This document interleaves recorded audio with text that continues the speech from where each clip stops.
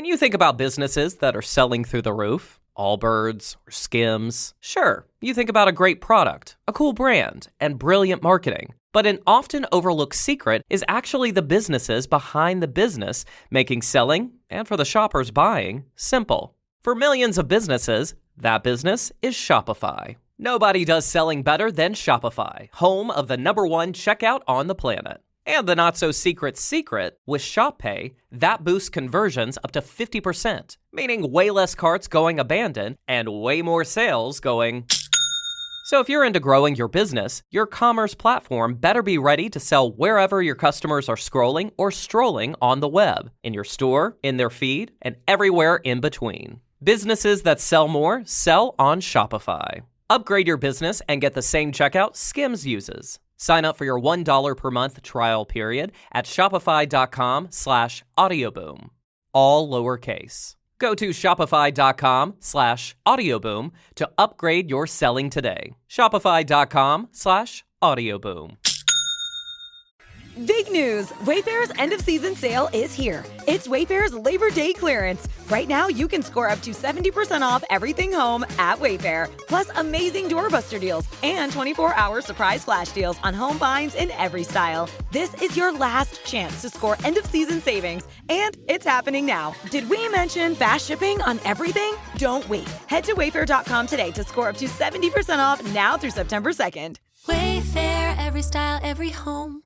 Something Was Wrong is intended for mature audiences. This season contains discussions of medical negligence, birth trauma, and infant loss, which may be upsetting for some listeners. For a full content warning, sources, and resources, please visit the episode notes. Opinions shared by the guests of the show are their own and do not necessarily represent the views of myself, Broken Cycle Media, and Wondery. The podcast and any linked materials should not be misconstrued as a substitution for legal or medical advice. Origin's birth and wellness owners and midwives, Caitlin Wages and Gina Thompson, have not responded to our requests for comment. Additionally, midwives Jennifer Crawford and Elizabeth Fuel have also not returned our request for comment. This season is dedicated with love to Malik.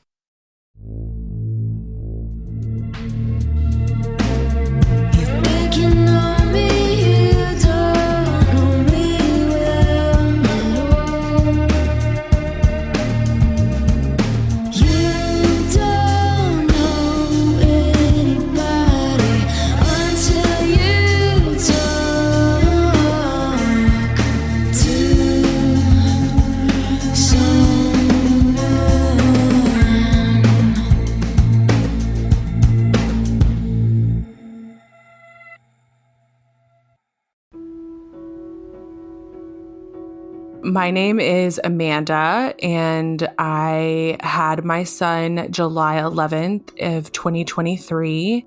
He is now 15 months old. Me and my husband had done a lot of research about how we wanted our pregnancy and labor to look.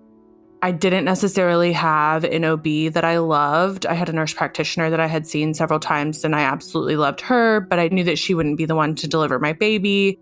I did a lot of research and built my case. We had talked a lot about it. This is how I want things to go, and I wanted him to be able to be involved, for him to cut the cord. He was going to catch the baby. He was real gung-ho about all of it. That was the decision that we made, was to go this birth center route that was a good, happy medium between being in a hospital with bright lights or being at home where we didn't know what we were doing. I was interested in a home birth, but I was like, I'd like to be closer to a hospital and have more support. I went to the birth center expecting a much more personal experience. I wanted to feel like I could be friends with these women because you want to be comfortable in that space. It's so personal. You're so vulnerable in this stage. You feel like you want to be able to know that you can communicate with this person, and maybe a 70-year-old man isn't going to know where you're coming from. I think that's why a lot of people in this situation have chosen a birth center or a midwife. I found a birth center in Dallas called Origins. They had amazing photos and an amazing birth center. I actually had a friend who gave birth at Origins in 2021. So I had talked to her about it. She had an amazing experience. I talked to my husband about it, and we decided that that was the route that we wanted to go. Little did we know it would turn out to be a total nightmare. The friend that I knew that had her baby at Origins actually was my photographer for labor. And come to find out, none of the midwives that she had seen were even there anymore. The whole situation had changed drastically from when she had been there. She had recommended something that didn't really exist anymore. I went in for a preconception appointment at Origins, Dallas, to just kind of talk about what do I need to do to prepare to be pregnant? Are there supplements I should be taking? Or my cycle's pretty normal. Do I need to be tracking that? Things like that. And I saw the CNM there that day. And she was like, you just keep doing what you're doing. Here's a supplement or two. I don't remember what she gave me, but keep us posted. Let us know how things are going. I think we're doing okay now. And if it goes a few months, then we'll do some labs. And I was like, okay. So I actually went to Mexico a couple weeks later for my sister-in-law's bachelorette party. And my husband came and met me down there. So we stayed a few days after the bachelorette party just to hang out. We went fishing and I get motion sick. I was kind of warm. There was no breeze and I got sick over the side of the boat. We get back to the hotel and I had taken a few of those little strips with me. I peed on a strip and it was positive. We actually weren't even thinking that it would happen that fast. You hear so many stories about people that have tried for years and years, and we didn't expect it to happen the same month that I had my IUD removed. So I'm sending a message to the midwife while I'm on vacation, and we made an appointment. I wanted to see their spiel. We went in for the tour, me and my husband, Chris, but I was already in care with them. It ended up being 2 hours. There were other families. There were some that were like planning for another or moved here and needed care and wanted to do a tour or planning to have a baby. So there were all different types of families. The birth center in Dallas, there are two separate buildings. One is the clinic, which is where you go for your prenatal appointments. That opened up right before I started care. So that's where all my prenatal appointments were. And then the birth center is a historic house on Swiss Avenue in Dallas. And the birth center was gorgeous. It's an old historic house. They have 3 beautiful birth suites with round tubs in the rooms, and they're decorated, and each one's a little different.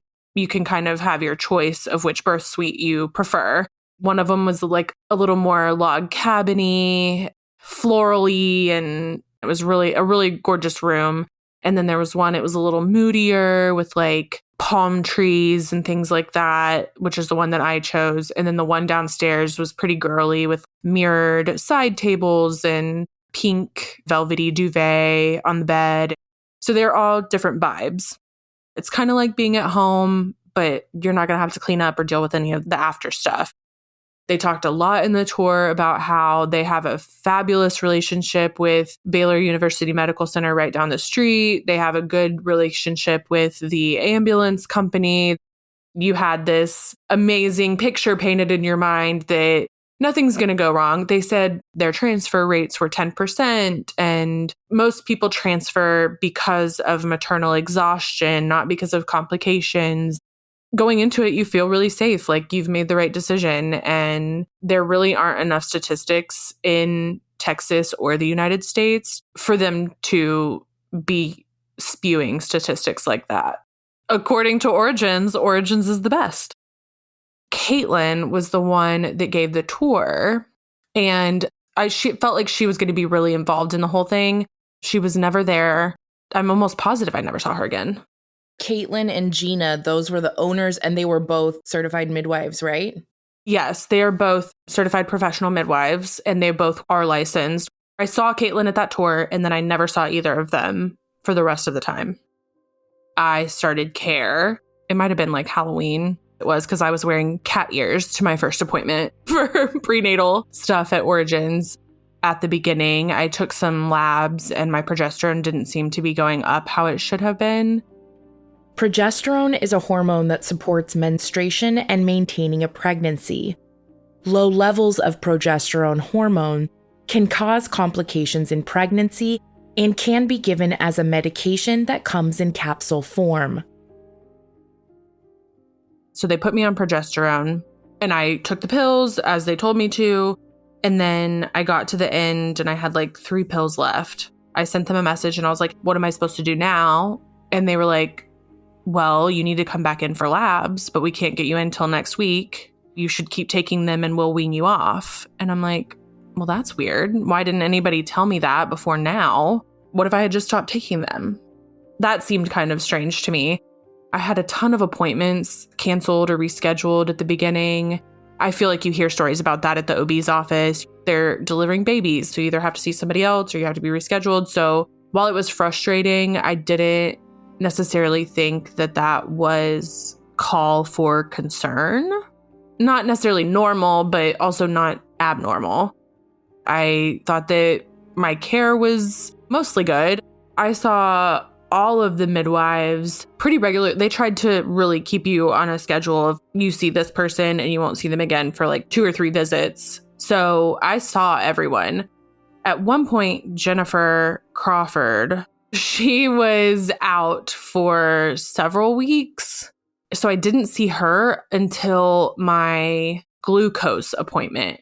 They do their glucose appointments in groups. So you get to go and meet other moms that are due generally in the same time you are. And they talk to you about packing your bag and all these things. So you get to go and do it as a group. So you're not just sitting there by yourself. And most of the people that you were seeing for prenatal care, were those midwives or were they students? For the preconception appointment, she was a CNM, and then I saw CPMs for the rest of my appointments. And then there was a student, she was associated with Elizabeth, and she was always with somebody. There were some other students that were in and out, but they were there to like draw blood and things like that. I never saw them really for any appointments. In those appointments, did you feel confident in the care you were receiving at that time? Yes. There wasn't really anything that I saw that was weird. There were a couple of appointments towards the end where they said a few things that made you kind of think, is that normal? Like my son ended up being 10 pounds when he was born. I was almost 9 pounds and my husband was 8.5 when he was born. So we were expecting a big baby. At that appointment, she said, oh, he's measuring really big. And I guess at whatever point that was, he shouldn't have been that big. She was like, I'm not going to write that in your chart though. And I was like, well, that's kind of weird. And my mom brought it up. She had been at that appointment with me and she was like, that's kind of weird that she said that. That was Jennifer. Jennifer was a CPM when I was in care with her.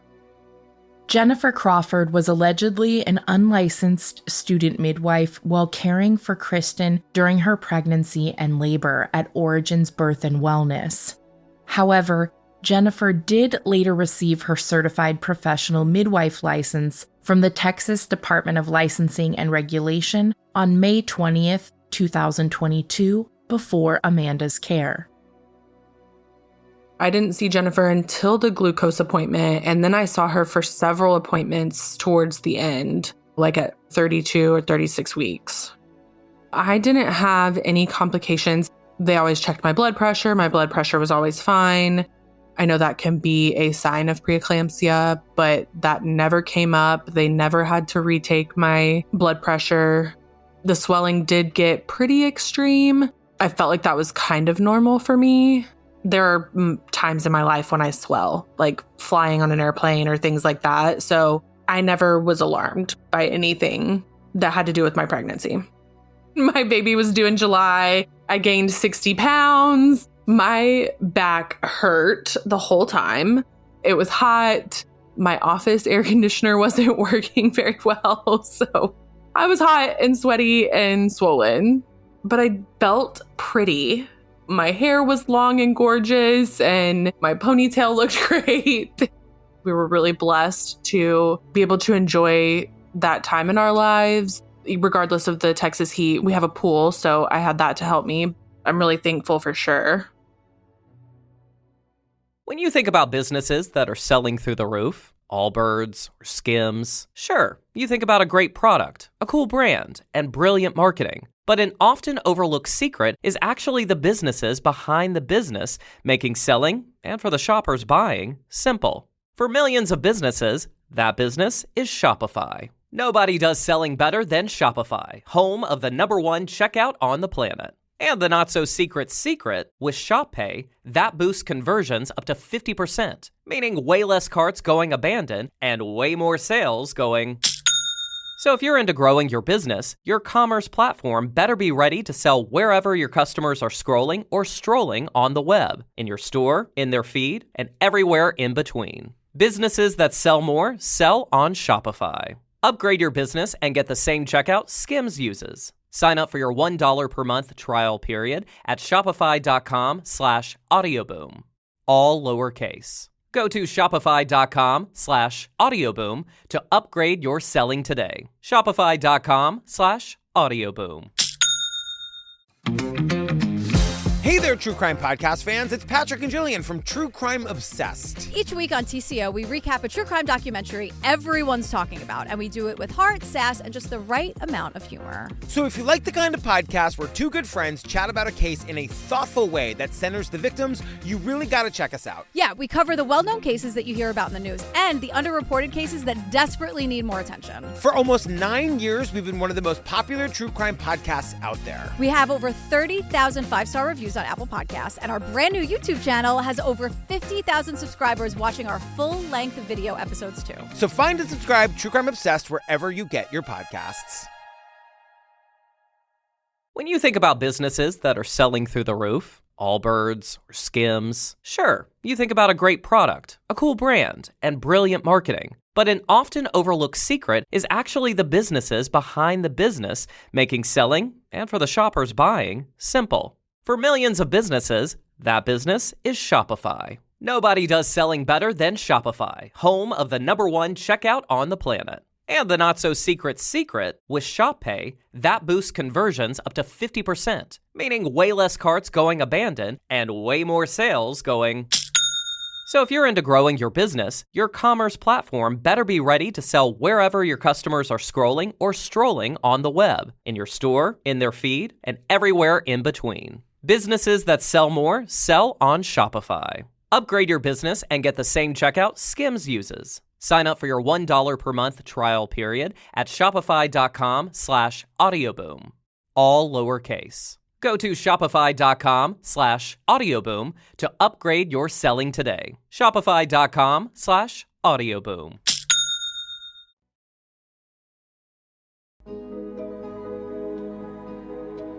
Could you walk us through a little bit like what your hopes were for your birth?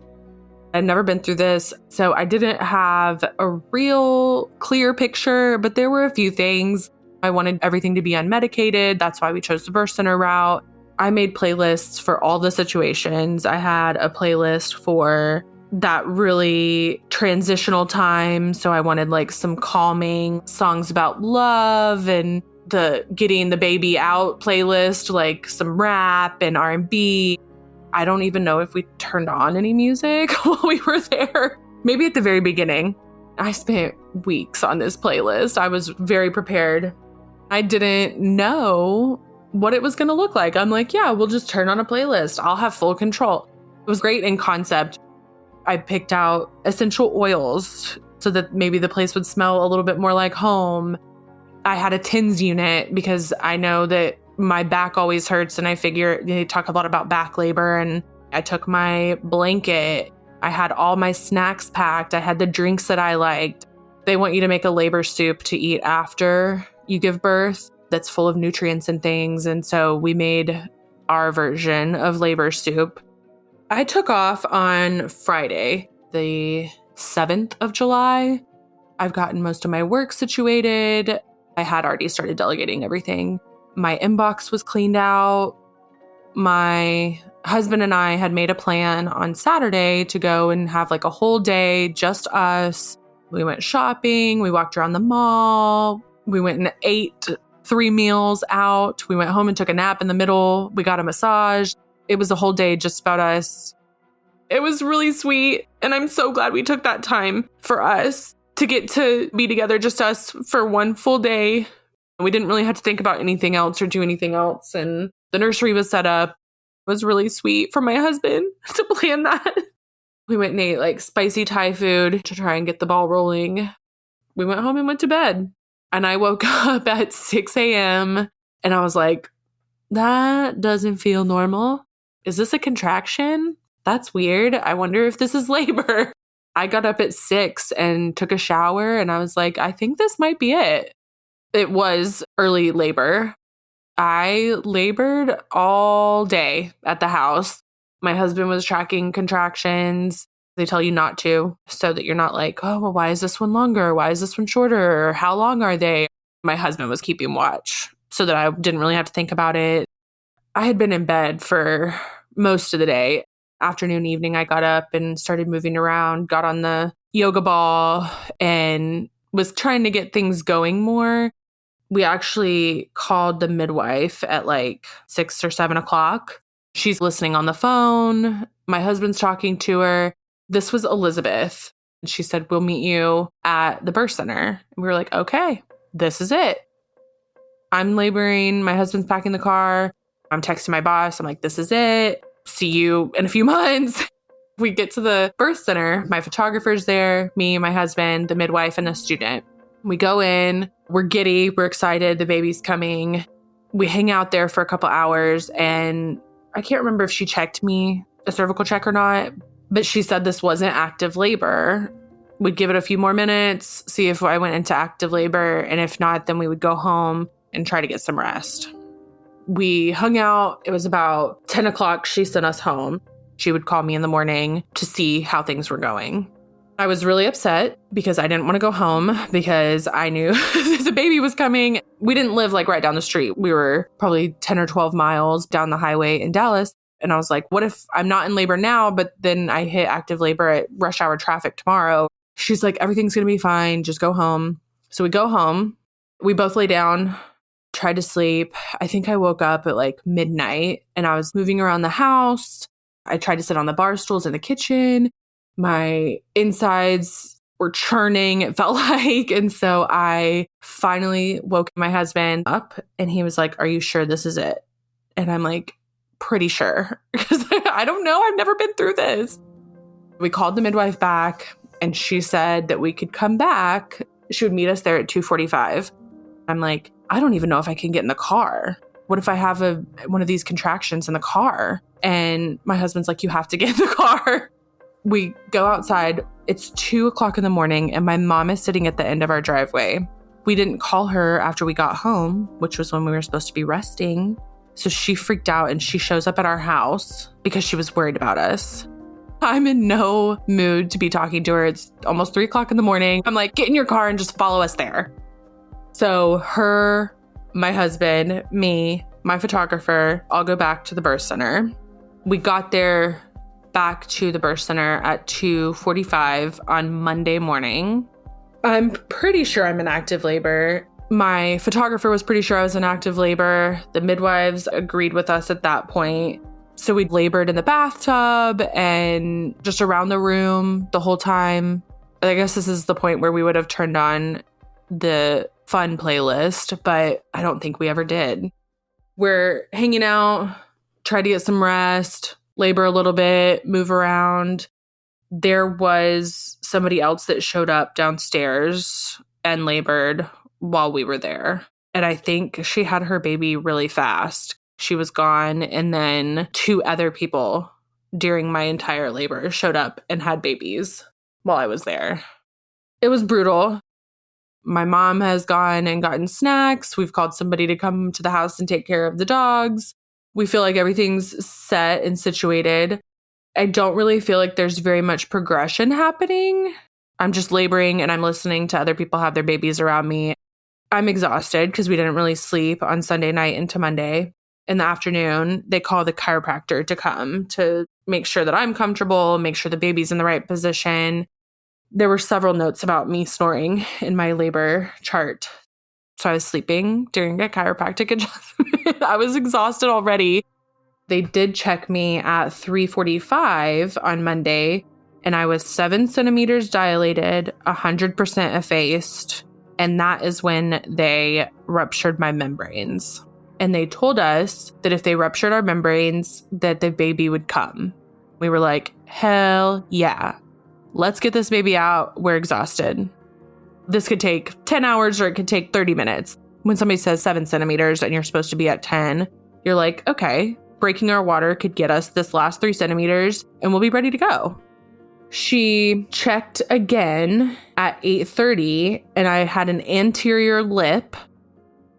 Anterior cervix lip means that you're fully dilated, but an edge of your cervix, usually the anterior or front of the cervix, is a little bit swollen and is still in the way of the baby's head.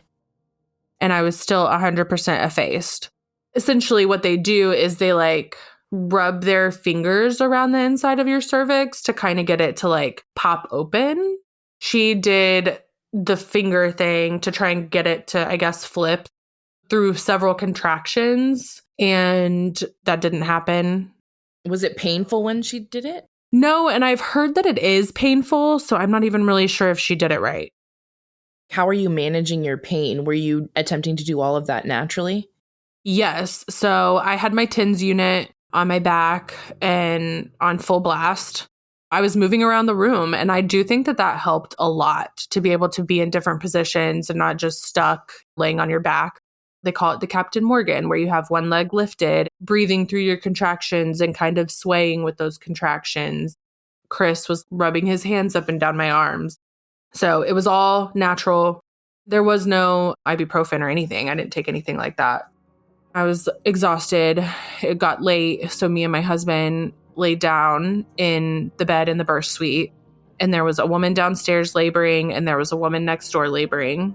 We laid there all night listening to the lady next door have her baby, screaming, crying, carrying on, and it was kind of traumatizing, if I'm being completely honest. I don't know if maybe that put me in a situation where my body didn't feel comfortable, where my body was like, we can't do this here. We don't feel safe here. I didn't sleep very much. I was tossing and turning. My water was broken. We were getting close to 48 hours. Anytime in my chart that there was a mention of meconium, it was written that it was thin meconium. They kept saying it was thin meconium. I don't think it was ever really thin meconium. That can cause infection and distress. They can inhale it, which can cause respiratory infection and other things. It could cause the need for resuscitation. There was a point where it said, and I don't remember having this discussion. It could be true. It could be a lie. I don't know. But they said that they had a discussion with me that it could be thick behind the baby because his head is on my cervix. It could just be dribbling out, and it's not thick yet, but it could be thick higher up in my womb, I guess. It says that they had a discussion with me about antibiotics. I don't recall this discussion, but you're also in labor la land, and so it's all kind of a blur. Were they expressing any concern at this point? No. And did they have any sort of monitor on the baby? No. Nobody was like, we should go now.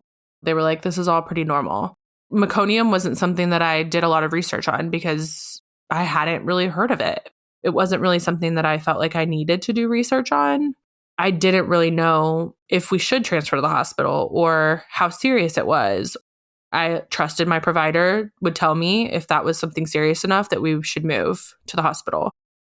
I felt pretty safe.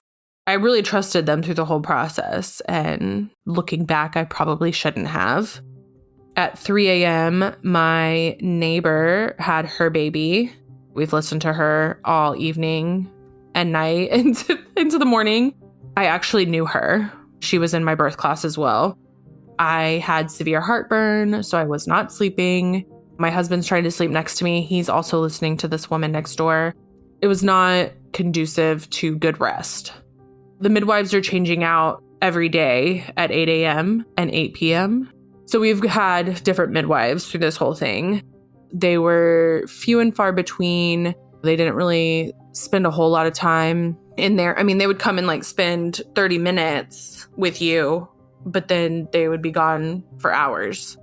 They might come in and check the heart rate or check your temperature. And I think we were anticipating a little more hands-on from them. It doesn't go always how you planned, but I thought that I was going to have more support. You know, me and my husband haven't ever done this. We're both going into it blind, and we didn't have the support that we needed from the midwives. They were very condescending to my husband. One of them said, "Oh, does daddy need a snack and a nap?" There were just some situations like that. They tell you to bring your own towels. You should have a towel in the car in case your water breaks in the car and those kinds of things. So we had our own towels because I was in and out of the bathtub. And my husband went at one point and tried to put them in the dryer on high heat several times, and they never dried.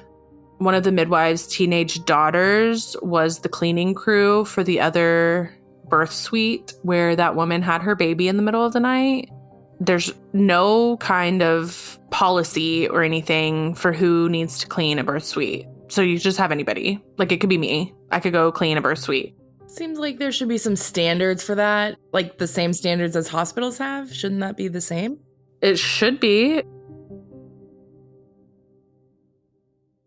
When you think about businesses that are selling through the roof, Allbirds or Skims, sure, you think about a great product, a cool brand, and brilliant marketing. But an often overlooked secret is actually the businesses behind the business, making selling, and for the shoppers buying, simple. For millions of businesses, that business is Shopify. Nobody does selling better than Shopify, home of the #1 checkout on the planet. And the not-so-secret secret, with Shop Pay, that boosts conversions up to 50%, meaning way less carts going abandoned and way more sales going... So if you're into growing your business, your commerce platform better be ready to sell wherever your customers are scrolling or strolling on the web, in your store, in their feed, and everywhere in between. Businesses that sell more sell on Shopify. Upgrade your business and get the same checkout Skims uses. Sign up for your $1 per month trial period at shopify.com/audioboom. All lowercase. Go to shopify.com/audioboom to upgrade your selling today. Shopify.com/audioboom. Hey there, True Crime Podcast fans. It's Patrick and Jillian from True Crime Obsessed. Each week on TCO, we recap a true crime documentary everyone's talking about, and we do it with heart, sass, and just the right amount of humor. So if you like the kind of podcast where two good friends chat about a case in a thoughtful way that centers the victims, you really got to check us out. Yeah, we cover the well-known cases that you hear about in the news and the underreported cases that desperately need more attention. For almost 9 years, we've been one of the most popular true crime podcasts out there. We have over 30,000 five-star reviews on Apple Podcasts, and our brand new YouTube channel has over 50,000 subscribers watching our full-length video episodes too. So find and subscribe True Crime Obsessed wherever you get your podcasts.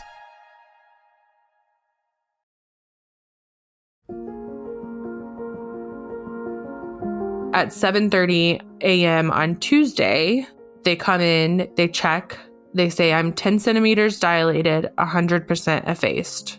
We're ready." I think he was a little bit high, so we did a few things on Tuesday morning. We did the breast pump to make sure my contractions were really strong. Red raspberry leaf tea. They gave me some weird tincture. They were trying to get me hydrated. They were trying to feed me, but I'm like beyond that. I'm so exhausted. I just want to get this baby out and take a nap. They put different essential oils in the diffuser to like encourage stronger contractions. And then at 9:46 a.m., this is the first time that I've gotten an IV. I've been in labor since Sunday at 6 a.m. And on Tuesday at 9:46, they gave me an IV for liquids.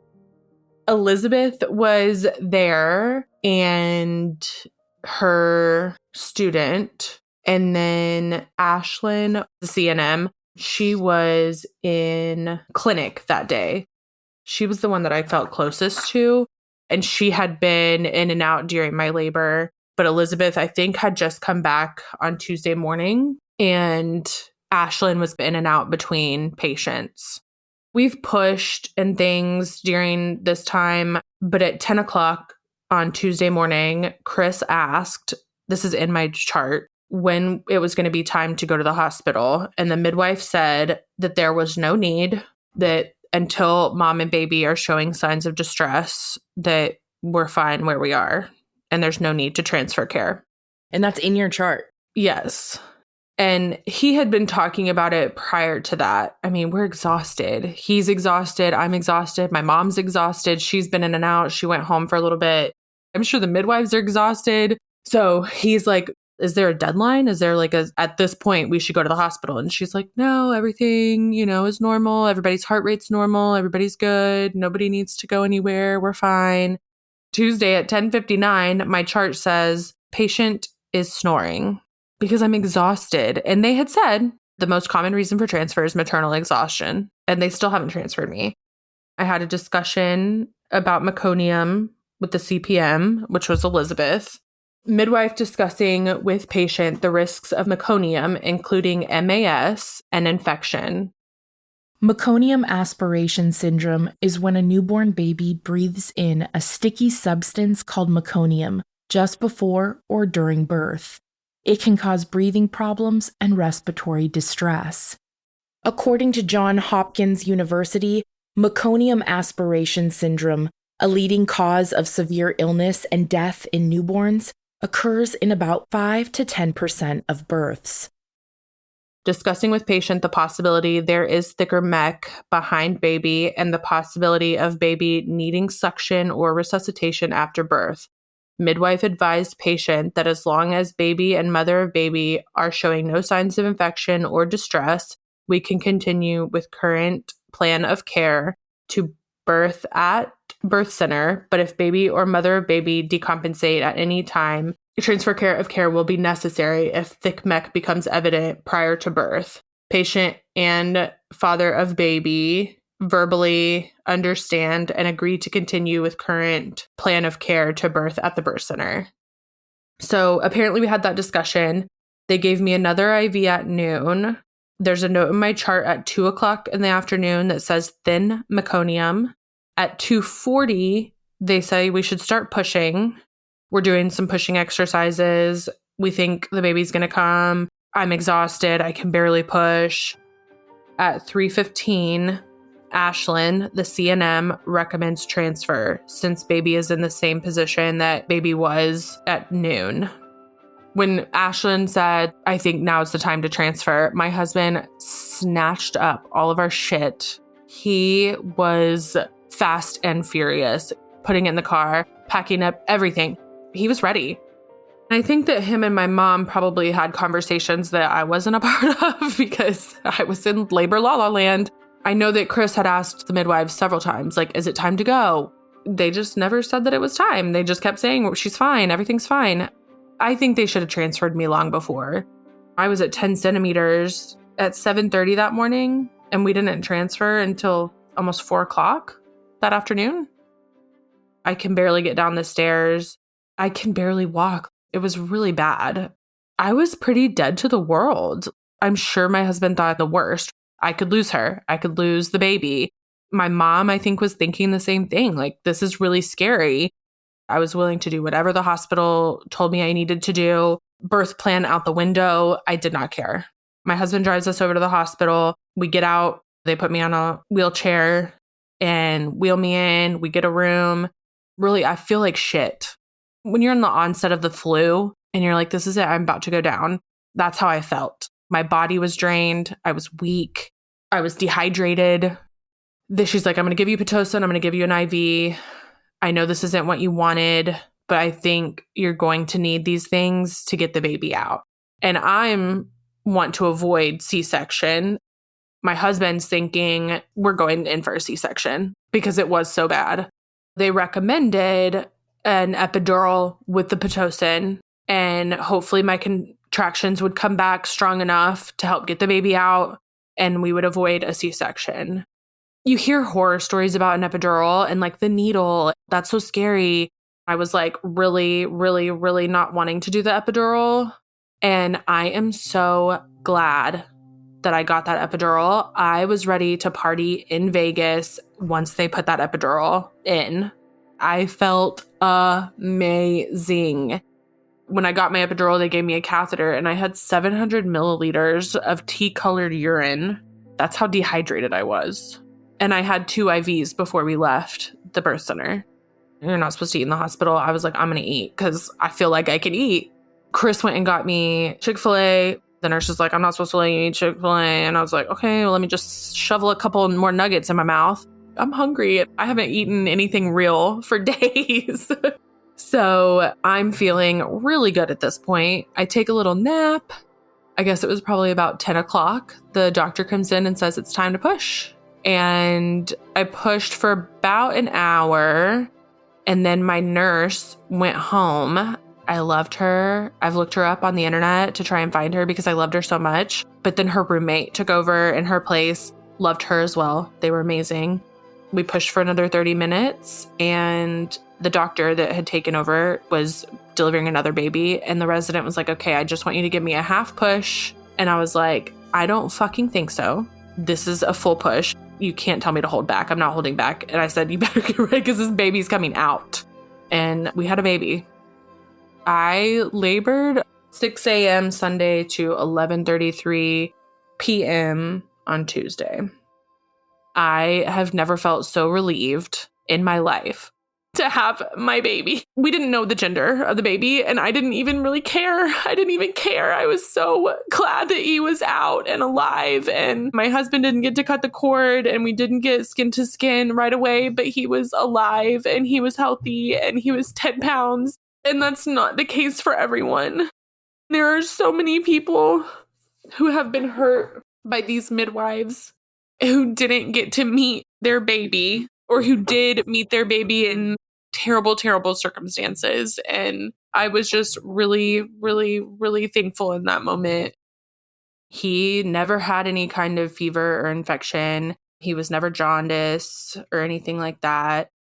Luckily, he did not have to have his lungs vacuumed. He actually hadn't ingested any meconium. But the notes in my hospital chart said that the odor was foul and that it was thick meconium. And I don't think that it was ever thin, if I'm being completely honest. Maybe at the very beginning, but not for long. And I think we should have been transferred much sooner than we were. I had high lactic acid. If your lactic acid is at this point, then you're septic. And I was septic, and we were diagnosed with chorio, which is an infection. So did they start antibiotics right away in the IV? Yes, I got antibiotics.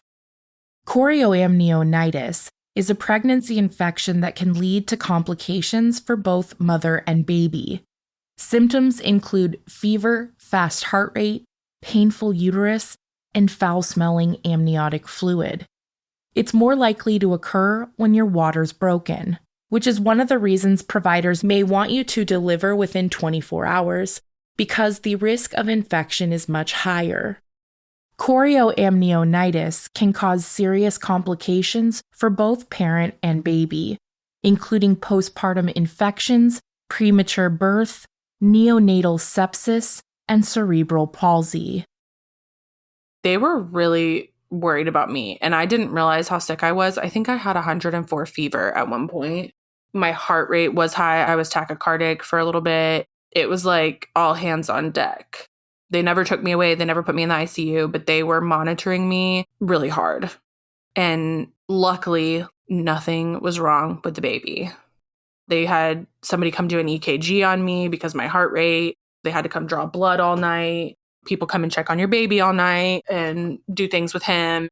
They actually kept us downstairs in labor and delivery longer. We really wanted to go home that next day, but they said, no, you should stay. I didn't realize how sick I was. I had the epidural, so I felt a little bit better, but they kept saying, like, you're really sick. Like, you need to stay. We need you to be on antibiotics. They were like, okay, well, I'm going to come check on you in an hour. And if your levels are going down, and then we'll check on you in another hour. And if your levels are still going down, and then once you get to this point, we will let you go home. But if you get any kind of fever, anything happens, you have to come right back. And we were like, fine, just keep monitoring me for the next few hours. Please start the paperwork to get us out of here.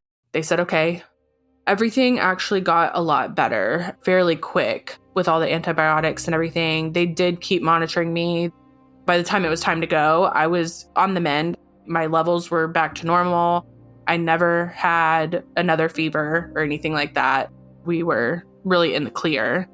I think they would have kept me another night, but I was so ready to not be there. We just wanted to go home. We were there for a full 24 hours. So we got home on Thursday. Origins were supposed to come on Friday because they're supposed to come to your home to check on you and the baby. I had to call them to make the appointment. She was going to come at noon that day. And that morning, Friday morning, they sent me a message and said she wasn't coming. So I called to reschedule and they were like, oh, no, we don't need to reschedule. And I was like, what do you mean we don't need to reschedule? And they were like, well, you had everything in the hospital that you need. And I'm like, actually, I declined everything in the hospital because I've already paid for those services with you. And I never saw anybody for postpartum. Nobody ever called to check on me. A non-IBCLC helped me with latching the baby. At 1 week postpartum, I spoke with Caitlin on the phone, Caitlin, the owner, to discuss the situation that I was in and how terrible the service was at her birth center and how disappointed I was in the care and the facilities and the way that some of the midwives spoke to us. There were so many things that just could have been better. And she said, I really appreciate this phone call and we'll do our best to make changes. And we want to make sure you get your herbal bath because after you have your baby in the birth suite, they fill up the bathtub with a tea that's good for like healing and rejuvenating. Then you bring flowers and they put flowers in the bath. And so you have this really pretty photographic moment of you and your brand new baby in this tea bath that is supposed to be good for everybody. It's a good bonding moment. Dad can get in there with you. It's like this whole thing. And if you go look at their Instagram, the pictures are gorgeous and everybody wants that. But they're offering that to me. And I told Caitlin, I said, I will never step foot back in that hell house. I won't do it. And she said, well, somebody can come to your house and we'll send somebody that can take pictures. And I'm like, I don't want anybody here. We're past that. We're past the herbal bath. She offered me an IV. That's not going to fix my sepsis or my dehydration or any of the things that happened. I just want you to do better in the future. Because at this point, I knew how many women in my class had transferred already. And I knew how many people had had their babies at the birth center or in their car. The transfer rate was sky high. And I told her, I said, that's unacceptable. She said, that's a fluke. It was just the odds of your class. It's not a normal number. That was also a lie because I spoke with other people who their classes were that high, if not higher, in transfer rate. I really gave her an earful, and I knew that there were women in my class who were maybe younger and probably a lot less confrontational than I am. And I told her that I would be the voice for those women and do whatever it was that I had to do to make sure that those women's voices were heard. And so that's what I did. Marquita was in my birth class. And leading up to us going into labor, we had been sending messages back and forth. I knew that she had been in labor and had her baby, but I didn't know what had happened. Nobody would tell me what had happened. I had reached out and told her that she did not have to reach it back out to me, but I was here for her. I knew that I had had a traumatic experience, so maybe she had as well, but I didn't know the extent of what had happened.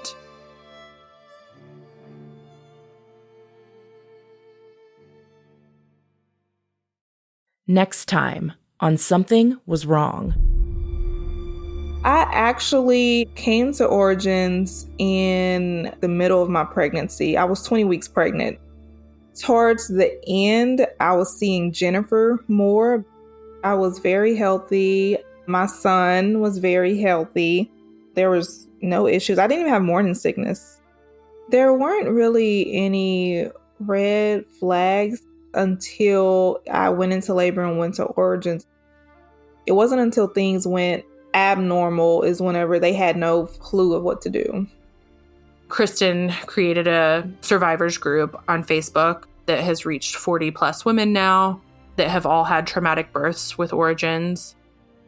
I started forming this group called Survivors of Origins, Birth and Wellness. It was a little quiet at first. Nobody was really saying their stories or anything, but then we started getting multiple requests to join the group a day. Eventually, Marquita responded to me and she joined the group.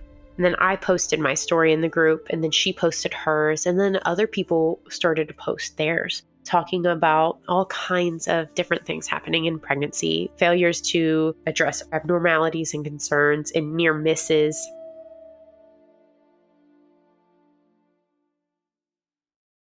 Something Was Wrong is a Broken Cycle Media production, created and produced by executive producer Tiffany Reese, associate producers Amy B. Chesler, and Lily Rowe, with audio editing and music design by Becca High. Thank you to our extended team, Lauren Barkman, our social media marketing manager, and Sarah Stewart, our graphic artist. Thank you to Marissa, Travis, and our team at WME, Wondery, Jason and Jennifer, our cybersecurity team, Darkbox Security, and my lawyer, Alan. Thank you endlessly to every survivor who has ever trusted us with their stories. And thank you, each and every listener, for making our show possible with your support and listenership. Special shout out to Emily Wolf for covering Gladrag's original song, You Think You, for us this season. For more music by Emily Wolf, check out the episode notes or your favorite music streaming app. Speaking of episode notes, there every week you'll find episode-specific content warnings, sources, and resources. Until next time, stay safe, friends. Hey there, True Crime Podcast fans. It's Patrick and Jillian from True Crime Obsessed. Each week on TCO, we recap a true crime documentary everyone's talking about, and we do it with heart, sass, and just the right amount of humor. So if you like the kind of podcast where two good friends chat about a case in a thoughtful way that centers the victims, you really got to check us out. Yeah, we cover the well-known cases that you hear about in the news and the underreported cases that desperately need more attention. For almost 9 years, we've been one of the most popular true crime podcasts out there. We have over 30,000 five-star reviews on Apple Podcasts, and our brand new YouTube channel has over 50,000 subscribers watching our full-length video episodes too. So find and subscribe True Crime Obsessed wherever you get your podcasts.